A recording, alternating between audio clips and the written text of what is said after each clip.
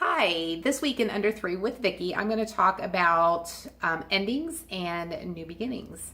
And the reason being is my youngest daughter is graduating from high school, and it's got me thinking about the decisions I made and kind of like where my life was when I was 18 and the decisions I've made between graduating high school and where I am today.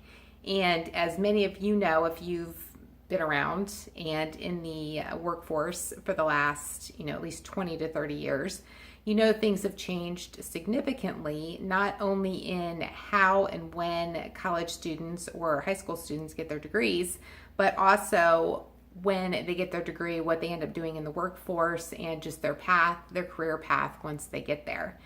It's definitely not traditional as you would think. Go to high school, go to college for 4 years, go into a job with a company and stay there for the rest of your life and retire there.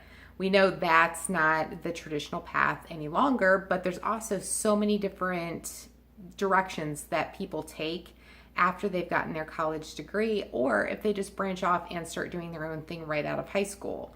There's so many other choices for students today or high school graduates today to either become an entrepreneur, to take kind of like a backwards route like I did. I didn't get my degree at the age of 22 like most people did back then. I took the more non-traditional route and went to college right out of high school, but didn't get my degree until I was 34. So I was on the extended college plan, but the point being is that sometimes the traditional route of doing one thing in particular isn't going to work for the masses.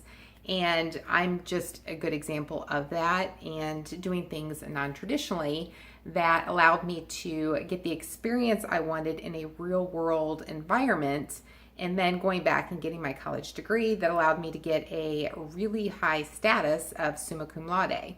So anyone who knows me knows that I'm not an A plus student. I'm actually a B/C student. But when you take real world experiences and apply it to textbook or to college courses, there's going to be an elevation of education and knowledge of those materials because you've already experienced them. So the reason I bring that up is because sometimes the non-traditional paths are more realistic for some people than going through a 4-year college degree and going into a particular position or working with a company and staying there for the rest of your life like other people did way back when. So consider your options, and if it's non-traditional, that's okay.